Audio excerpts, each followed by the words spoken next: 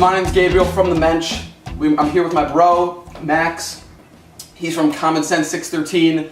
We're both on Instagram, but we're making the switch over to do a podcast basically once a week. The basic idea is we're going to talk about everything men's style, fashion, shopping, sales. If you love sales, this is your zone. Fragrances, of course. Can you mention and everything in between. It's called the schmooze. This is the schmooze. Yeah. Yeah, the basic idea is like we're going to schmooze about what's on our minds. It's a Yiddish word for conversation. That's what the schmooze means. Like, correct. Yeah, and I think that I was feeding off the Mensch. The Mensch means man. Also a Yiddish word. You can follow me on Instagram. You can follow him on Instagram. But this is the schmooze, and you're going to be part of it. And yeah, we're very excited to get going. This is the first one. We don't have mics, so bear with us. But we thought that was kind of charming for the first time. The audio's not going to be perfect, but we're going to make it happen. It's honest. This is a conversation. You know, you're part of this. Yeah, it's very real, raw, unedited, and we're excited to get going. Yeah. But I'm going to chime in here because this has been bothering me. I had this pair of shoes. These are Packer Soulbox Consortium by Adidas, and they're $240 retail. And this morning they just ripped on the seam. I was just putting them on and they just snapped. And that's what got me thinking and bothering me because people pay so much money, hype beast shoes. And I always thought, like, why are these beast shoes, or are these just like regular Adidas, like, you know, something you can buy off the website? So they're different brands, different styles get a different hype. So like Yeezys are off the charts. Everyone's buying Yeezys. They're very limited. But like these didn't have such a hype, but like they retail for so much money because Adidas knows people will buy them.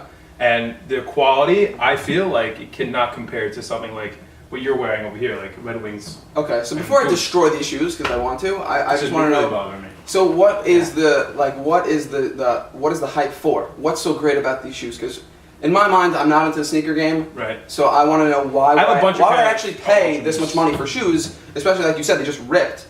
Yeah. So like to me, it's just reinforcing whatever I believe. But I want to hear what you actually think is so great about these shoes. I think that a lot of the hype has to do with the fact that they're limited releases and the name attached to it, and the Boost, which is super hype because people love Boost. So what's Boost?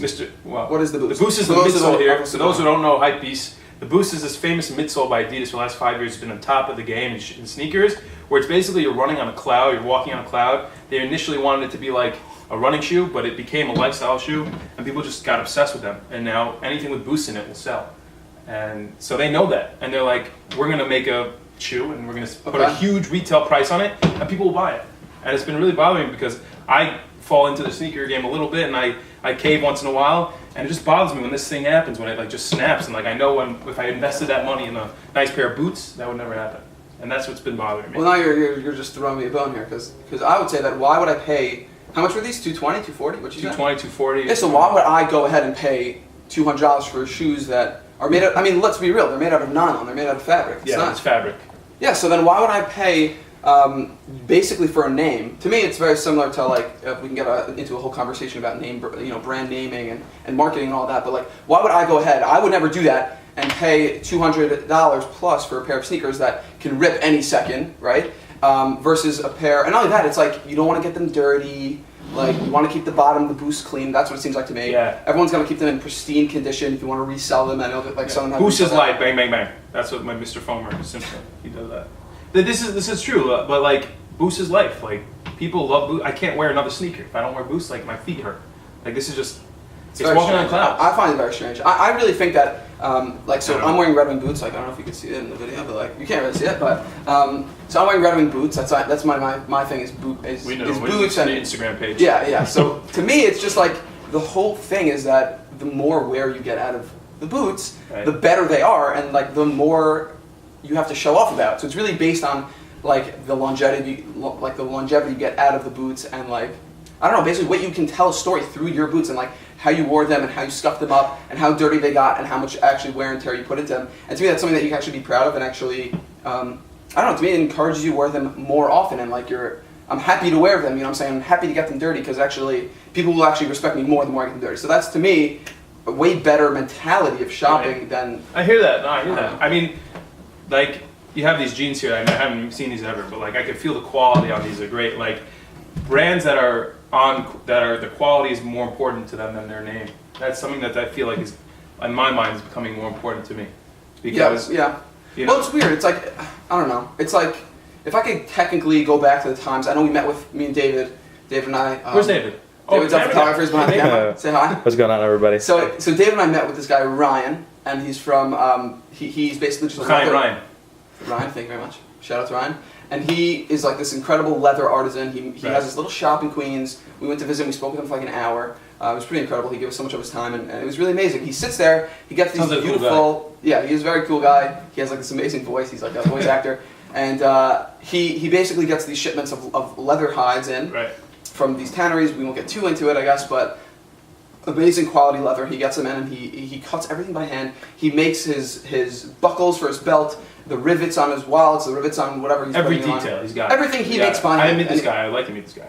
Yeah, he's very cool, very old school guy, but very cool, whatever. And so he basically was talking to us and said that like he loves how he can have a relationship with his merchant, and basically, you know, you tell him what you want, and he's gonna make exactly what you want for you personally, and you have a relationship with him, and you know exactly where the money's going. To me, you're literally getting passion like into your item and into whatever you're getting. And to me, I really find that incredibly You call meaningful. the store, you can speak to the guy who made your. It's not even a store; it's literally a guy in his shop. warehouse. Yeah, his shop. Huge. And if you call this company, you'll get a different person every time. Sometimes with different language, the different barriers of languages that you can't Well, that's the thing also, like, you know. That's what I'll say about like made in USA versus like made in different countries. It doesn't mean this is China. bad quality. It doesn't mean this is bad quality. But like to me, let's see. I'm saying these jeans are made in America. We'll get into the jeans I think in a little bit, but. I think Americans are becoming more conscious about made in USA brands. For sure. We were used to, I think like in the early 2000s, people just got into this thing where like, let's just make as much of it as cheap as possible and ship it in from anywhere we can. Yeah. And like now there's a movement towards like quality and like, let's make it in America, let's 100%. keep it here, let's support our troops, Yeah, let's 100%. support our country, you know. Look, I think a lot of people, even I know from Instagram, from being on that platform, that like, if I know that when I, you know, click an image to see where the brands are from, like, I don't think people want to see H&M. I don't think people want to see, like, the lower tier Forever 21. I think people have really been moving away from that. I don't know if it's necessarily because of the ethical issues that come along with that. Like, I know a lot of activists have been talking about this. I remember watching a video from one blogger or vlogger on YouTube who went at this whole rant about how it's terrible for the environment and these people are being paid, like, nothing to make these clothes. I remember David actually told me a story about how someone got a pair of jeans from, I think it was H&M. Was it H&M? Primark. From Primark, and in the pocket was like a note that said like help or something really horrible. Which is like, I don't think it's that bad. Are you serious? Oh my god. Yeah, it's pretty terrible. I don't think. I mean, but that's the thing. But I don't want to deny the fact that it's very nice that we live in a place where we can go into H&M. They're appealing to people like middle class, lower class, and they can't afford. Things and I think it's amazing that now you can go into, and I remember when we were younger, it was all about like logos and what logo you were wearing. Logos are big, yeah. And then, it slowly turned into like, well, now you can get a ton of different. That was Abercrombie and Fitch. I remember the little moose, and like people would buy it all. And there were people like literally around the corner in the mall for that store when it would open.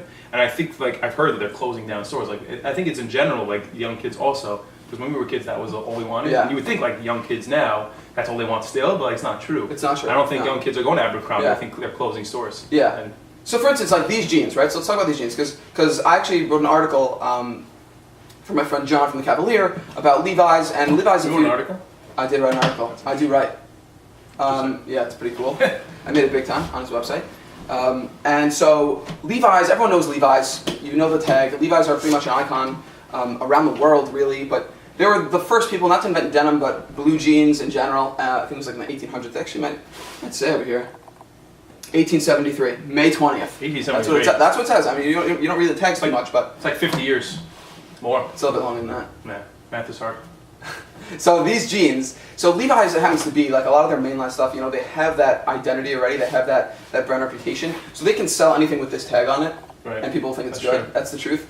But they have tiers. They have like tiers. Like exactly, yeah. So that's actually what I wrote about, because a lot of people think that Levi's are Levi's and what's the difference? By Levi's, I have jeans that last me forever, and then they rip. Right. You know? So then, for those of us who are more in the denim scene, like I'm more in the denim scene.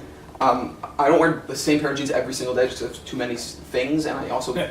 If you know, like, my Instagram page, you see that, like, I dress business. It's all your stuff on your Instagram page. You own all that stuff. Yeah, I actually do own. Which is really important to know. 99% of the stuff. Okay. So, basically, these jeans, I bought them on Grailed, which is kind of a secondhand website. I know the Hypebeast, they sell a lot of stuff. They sell a lot of on things Grailed. on Grailed also. Yeah, it's kind of like eBay, but it's only for men's clothes.